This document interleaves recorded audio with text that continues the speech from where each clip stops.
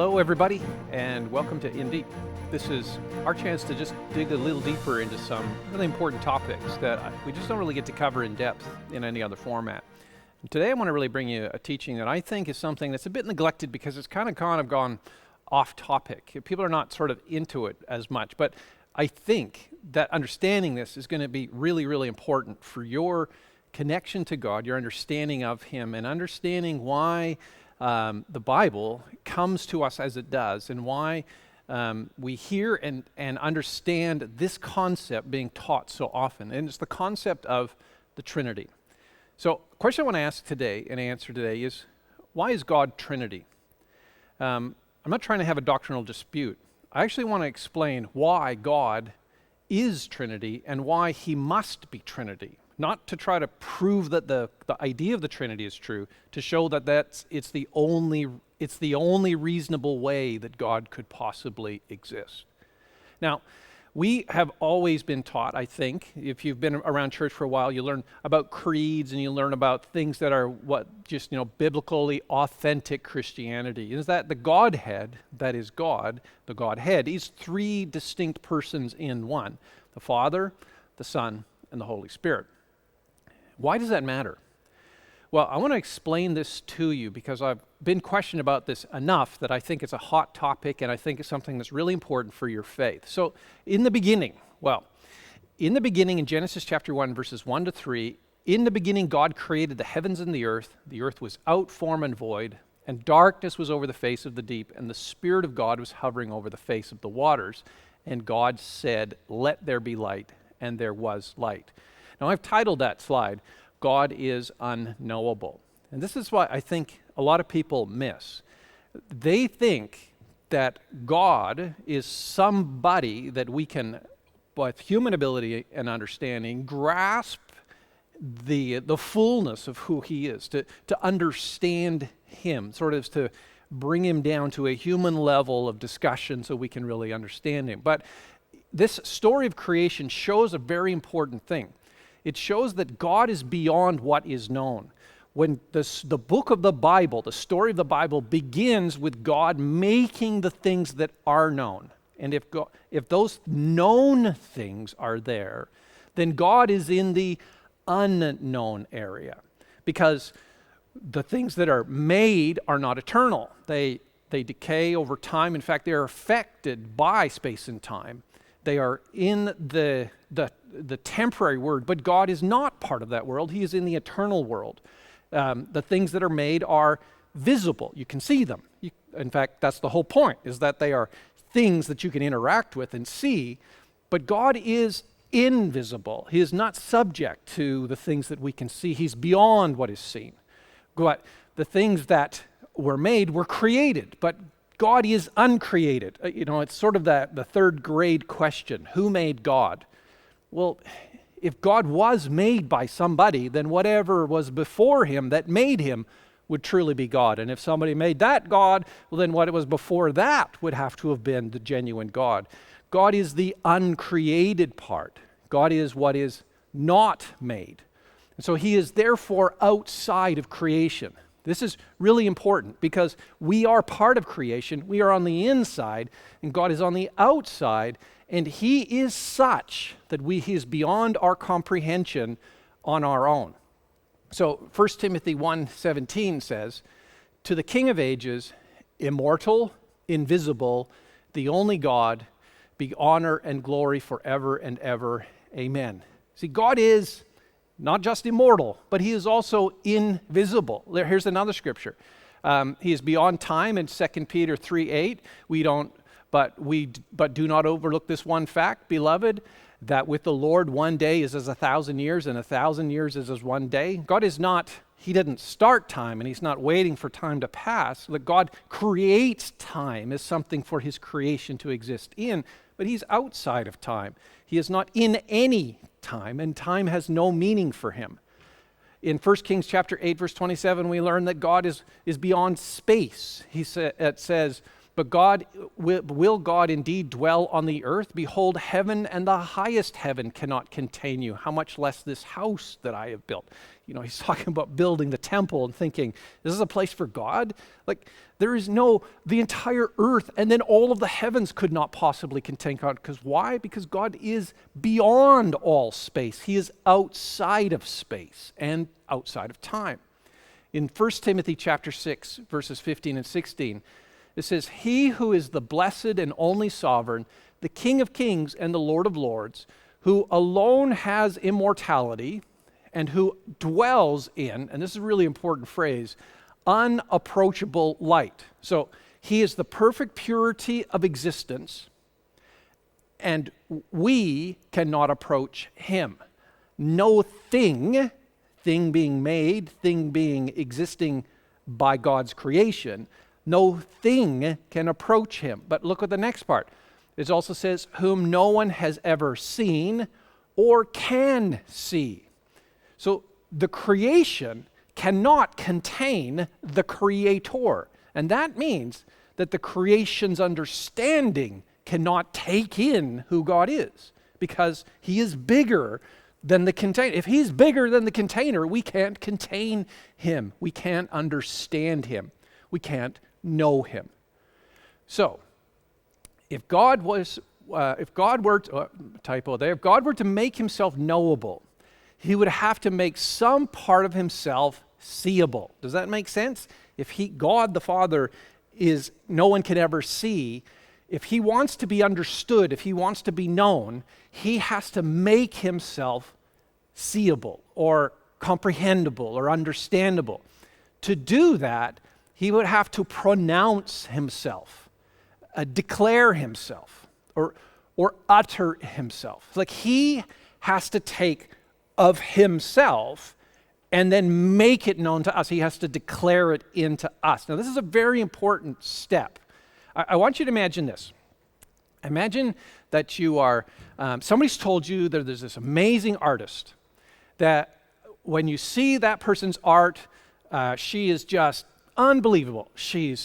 You'll be shocked, you'll be in awe, people stare at her works of art for hours and hours and hours, and are just amazed, and they're the most valuable things ever. And somebody says to her, you got to go and meet this artist and get an understanding of her creations. And so you go to this person and you say, well, what's your latest creation? And you just stare at her, and she just stares at you.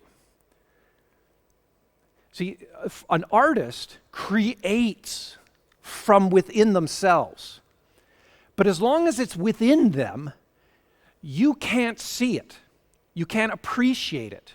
You can't understand it. And the only way for the artist to help you to know what's in her mind, her heart, her vision, is for her to express it. It has to be expressed. Does that make sense? It has to come out of her and become something for you to understand. And so that's why we have this word in the New Testament that's always translated in English as word, but it's the Greek word logos. And it can mean words, but it also can mean like reasonings or reason. It can mean expression. It can mean motive, purpose, an accounting of the full amount. It's a really important word, but it's far more than just saying something, because we separate the idea of a word from a meaning, but words have meaning. The only reason that we use these words that we do is because we're trying to express meaning. So when God says in John chapter 1, verse 1, in the beginning was the Word, he's saying, in the beginning was this expression, was the fullness of him, was the vision, was the full creation, was the as yet unexpressed Word, and the Word was with God. So this idea of that expressible part of God is with God, and the Word was God. So that expressible part of God is as much as God is God, because it's part of who he is. And so he was in the beginning with God. And so you're already getting a clue that this is a person that is part of the Godhead that is not God the Father. So all things, this is describing this word, this logos. All things were made through him, and without him not was anything made that was made. In him was life, and that life was the light of men. And the light shines in the darkness, but the darkness has not overcome it. If you read in other translations, it says the darkness has not understood it, meaning that his light, who he is, comes into the world, is expressed. The dark parts of the world, though, can't understand him, can't grasp him, can't get a hold of him, can't see him. But the ones that he is the light to can see him, and they get life from him. So this person is obviously Jesus. And that's what the whole of the book of John is all about. It's all about Jesus. So there's no misunderstanding the person here. It's Jesus, and Jesus has always existed, preeminent with God for all time. But he is the expressed part of the Godhead. He was with God. That is, he's separate but part of. They're together, but to be together means you're two different things. And everything that exists comes from and through him. Now that's a big concept to take in. The entirety of everything that can be possibly known was made by him. And it continues to exist through him and through his power. So God expressed his word and made reality. And that's what you're going to talk to that artist, and you're saying to her, give me your vision. As long as she is unexpressed, you have no idea. But as soon as she expresses, you begin to see what was inside of her. And Jesus is the expression of God. He is the Word of God made known. And this is the thing. John chapter 1, verse 9, the true light, that's Jesus, which gives light to everyone, is coming into the world, is coming to give us the understanding. John chapter 1, verse 14, the Word, this expression of God, then in this very distinct moment in history becomes flesh. So even though he is everything else, he becomes a human as well, or a human in order to take in all of the creation himself. And so he dwells among us. We've seen his glory as the only Son from the Father, full of grace and truth, which is why we say God the Father and Jesus the Son. Now, Colossians talks about Jesus in this way. He says he is the image of the invisible God. Now, already you're getting a clue. If something is an image, it's not invisible. So Jesus is the thing you can see that God is invisibly. Jesus is the face of God that you can't see without looking at Jesus. He is also the firstborn. Now that's a preeminent thing. That doesn't mean first as in first in time. It means that he is the firstborn, like a firstborn child would take the inheritance. He is the one with all of the authority over all creation. And for by him all things were created. So he makes everything that exists in heaven and on earth. Now listen, not even the things that are tangible to us, not just mountains and lakes and valleys and the planet and the ozone and all of the stars in the sky and the moon. He's not talking about just the things that can be seen, but also the visible and invisible, whether the thrones, dominions, rulers, or authorities. All things were created through him and for him. So he is the purpose of all those things, and he expressed them, and they exist by him. So when we say the Word, we are living in the expression of Jesus Christ. And Jesus is the revelation of God, the image of the unseeable. So he is before him, and in him all things hold together. Now, the Son then, the Word of God, has made everything and keeps it made. So if you study quantum physics and you ultimately get the question, what keeps those electrons going, and then break down the electron and go, What keeps the charges going? What keeps things moving? How do things continue to exist? Jesus is the power that makes the entire universe run. Without him, it means nothing and evaporates to nothing. And he is the image of the unimaginable God, what we could never conceive. He is the expression of, so that we can look at him, so that we can see God. Now, here's a very important thing. Jesus' purpose is to make God known. Jesus is God made known. Now, this is really, really important. Anybody that says that they know God but doesn't know Jesus does not know God at all. That's just something in their own thoughts, their own mind. It's something that's come to them from their own perspective. This is what they think about God, but it's not what God made known to them, because Jesus is God made known. Now, John, in the book of John, Jesus is teaching, and he says to Philip says this line to him, which helps us to clarify things. He says to Jesus, Lord, show us the Father, and that's going to be enough for us. Oh, Philip, what a lovely thing to say. But you're completely off topic and wrong. Jesus said to him, I've been with you so long, and you still don't know me, Philip? Whoever has seen me has seen the Father. How can you say, show us the Father? Don't you believe that I am in the Father and the Father is in me? The words that I say to you, I don't speak on my own authority, but the Father who dwells in me does his works. He's saying, Philip, you keep looking at the Jewish guy from Nazareth. That's not who I am. I am the Father made known. If you say, show us the Father, it just means that you've not even looked at me, because I'm the one. The Father is in me, and I'm in him, and everything that he does is basically, everything that I'm doing is basically him doing it out through me. He says, if you want to see the Father, you have to look at me. And so, in John chapter 1, verses 18, no one has ever seen God, the only God who is at the Father's, no one has ever seen God, the only Son who is at the Father's side has made him known. Sorry, I missed a little part of the line there.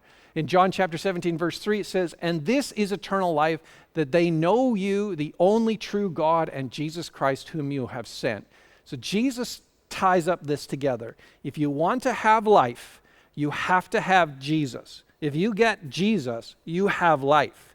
That eternal life is you knowing God. If you know Jesus, then you also know God. You know what God expressed, then you know the unexpressed God. And if you have the one, you have the other, and then you have life. And that life is knowing God, walking with him, living in a relationship with him, seeing and understanding his purpose, his direction in all of his glory. To understand God, to know God is what Jesus Christ gives us. In Luke chapter 10, verses 22 and 23, Jesus says, all things have been handed over to me by my Father, and no one knows who the Son is except the Father, or who the Father is except the Son, and everyone to whom the Son chooses to reveal him. And turning to his disciples, he said to them privately, blessed are the eyes who see what you see. You guys, he's saying, people from ages past have wanted to see what you're seeing every single day. You are so blessed.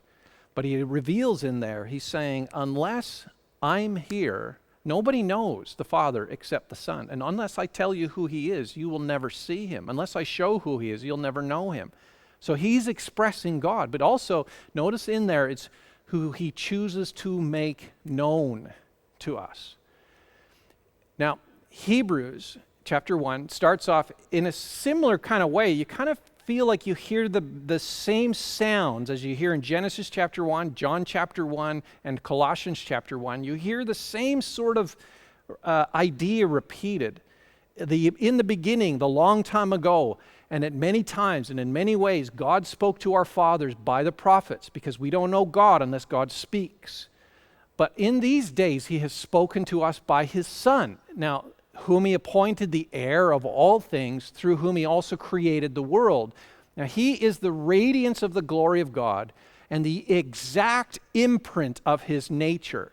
And he upholds the universe by the word of his power. After making purification for sins, he sat down at the right hand of majesty on high. Now, the book of Hebrews is how Jesus, who is that verses 1 and 2, that perfect God made flesh, God who is the image, the perfection of God, is making purification for all of us. And the book of Hebrews is about how the sacrifice of Jesus is the exact sacrifice that unites us back with God our Father. And so that's why he starts at the beginning saying, this is who is doing this work. Jesus, the image of God, the exact imprint of his glory, the radiance of his glory.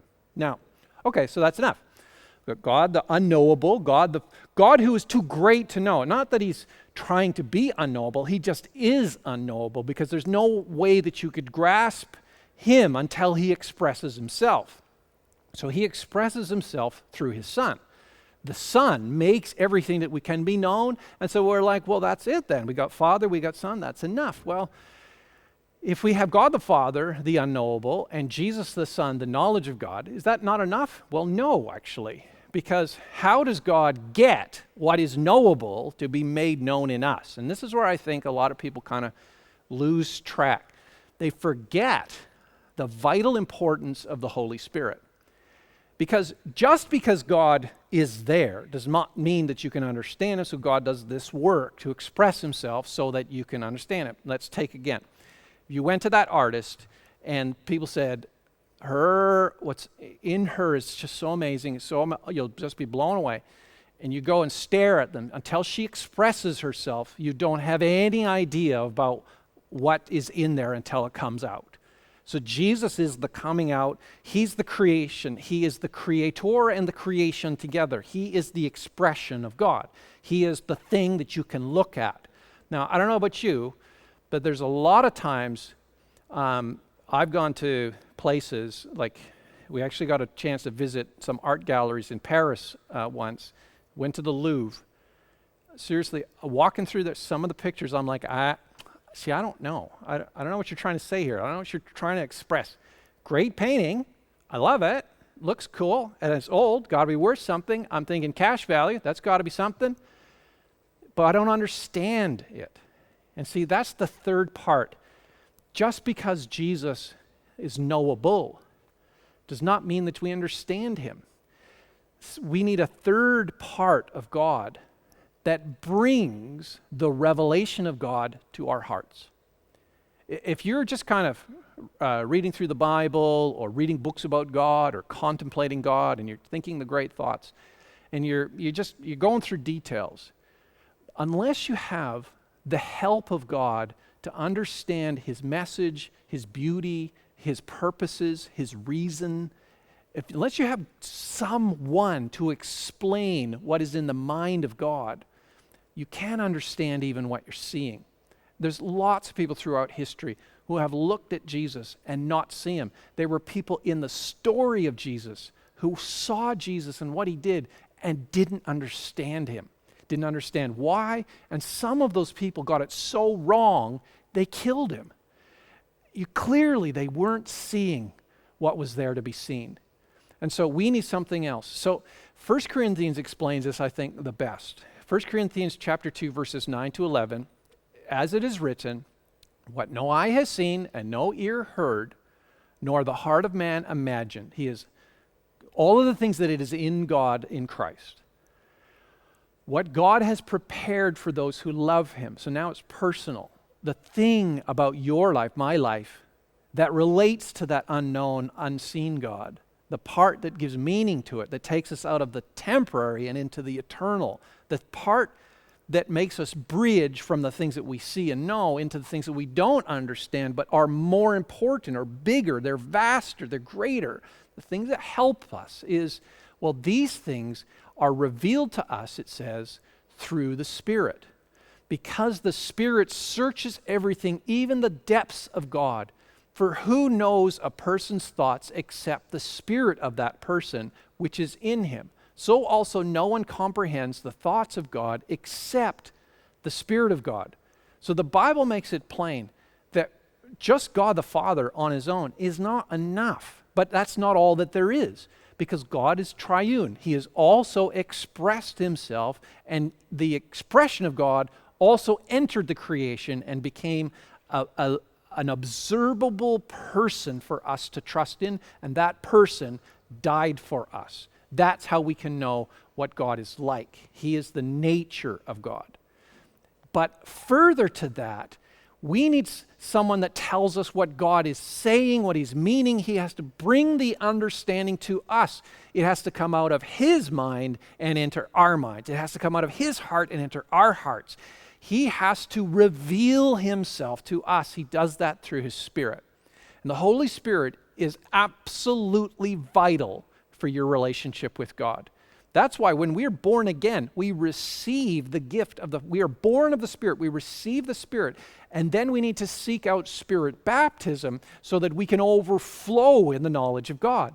We need this river of living water that Jesus promised that refreshes us, refines us, reveals to us, and shows us the purpose and the dignity of God, the power of God, the splendor of God, the miracle-working nature of God, and brings a revelation to our hearts. We can't do that, but the Holy Spirit can.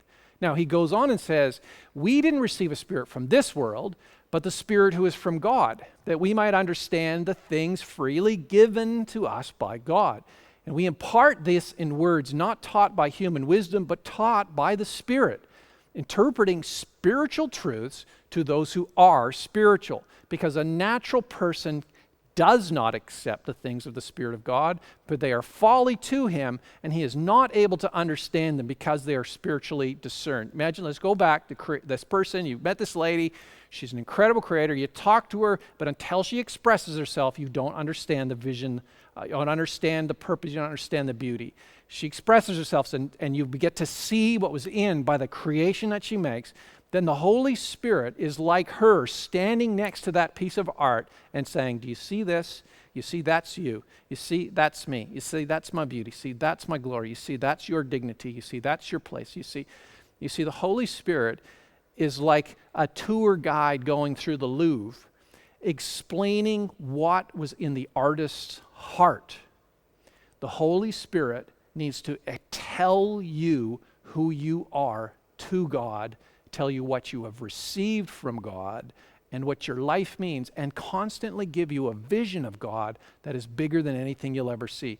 Now, if you're trying to understand that naturally with your own human mind, you'll never get it. If you're not born again, you'll never get it. The Holy Spirit has to come into you and teach you the things of God. Now, the human mind, comprehension, thoughts cannot understand what can be known about God. We are always dependent on revelation. And without the Spirit, without the Son, there is no revelation. And so, Ephesians chapter 3, verses 4 and 5, it says, when you read this, you can perceive my insight into the mystery of Christ, which was not made known to the sons of men in other generations, but now has been revealed to his holy apostles and prophets by the Spirit. Paul's saying, the things that I'm writing to you, I didn't make them up. It's not like I figured this out. And it's not even like people in the past who even wrote this stuff about Jesus in the Old Testament understood even what they were saying. But now Christ has come and the Holy Spirit has been given to us. And the Holy Spirit inspires writers like me to tell you the mysteries. And the word mystery, don't think it like Scooby-Doo kind of thing. A mystery is something that you got to figure out on your own. A mystery is the Greek word to not spoken or to become mute. It means that it's unuttered. So when it's revealed to us, it's something we would never have known until we were told about it. Here's what's really happening behind the scenes. I'm telling you the details. And that has been made known to us, and that's why we have the Word of God to reveal these things to us. In John chapter 14, verses 16 and 17, Jesus talks about the Holy Spirit saying, I will ask the Father and will give you another helper, and he'll be with you forever, even the Spirit of truth, whom the world cannot receive because it neither sees him nor knows him, but you know him, for he dwells with you and will be in you. He was talking about the coming of the Holy Spirit, Acts chapter 2, when the people of God, the people who trusted in Jesus, were given the gift of the Holy Spirit, and their world exploded as they finally could understand who God is, who Christ is, and what that meant for their lives and for the problems around them. Colossians chapter 1, verses 9 and 10, talking about the importance of the Spirit, he says, "And so from the day we heard, we have not ceased to pray for you, asking that you may be filled with the knowledge of his will, in all spiritual wisdom and understanding, so as to," number one, "walk in a manner worthy of the Lord, fully pleasing to him. Number two, bearing fruit in every good work. And number three, increasing in the knowledge of God." Now here's two important points I want to leave you with. You need to pray. You need to pray. If you are not praying for revelation, you are not going to be getting revelation. If you are not praying for other people to receive revelation, and can I just say this? Most of the time we are having trouble with other people because they don't see either what we want them to see or what God wants them to see. It's selfish to think, I want you to have my vision for life. That's not even, or my vision for how I want you to behave. That's not right. But if people could see what God has to say, if they could understand him, understand the truth, their behavior would change. Their pattern of their life would change. Now, how does that happen? Well, Paul says it happens by praying. When we pray for other people, that they receive spiritual wisdom and understanding, God hears and he provides, he comes out from behind the curtain, he becomes knowable to them. And then he reveals by his Spirit the nature of Christ and the truth of reality and gives them an understanding that transforms them. And that's the same for all of us. If you are looking to be having a better walk, more pleasing to God, if you're looking to have bearing more good fruit, more good works, or if you're looking to have a deeper knowledge of God, then you need the Holy Spirit and you must pray. So seek God. Rather than just approaching the problems in life, the situations you face, the people around you, through your perception, can I ask you this? Pray, seek God, ask for revelation so that you can, God the Father, God the Son, God the Holy Spirit, reveal to you the truth, even the truth about yourself. It'll transform you. It'll transform how you live. It'll transform the fruitfulness of your life, and it'll transform the knowledge of God that's in you. So, my friends, we got to pray and pray a lot, and pray desperately, but we need God, and let's pray for others, pray for one another, so that we can have this spiritual wisdom and understanding that we need so that we can really know God. Thank you and God bless. Make sure you maybe want to break out on this and just do some praying on your own and just let God reveal himself to you. God bless you. We love you. Hope you enjoyed this. We'll see you next time.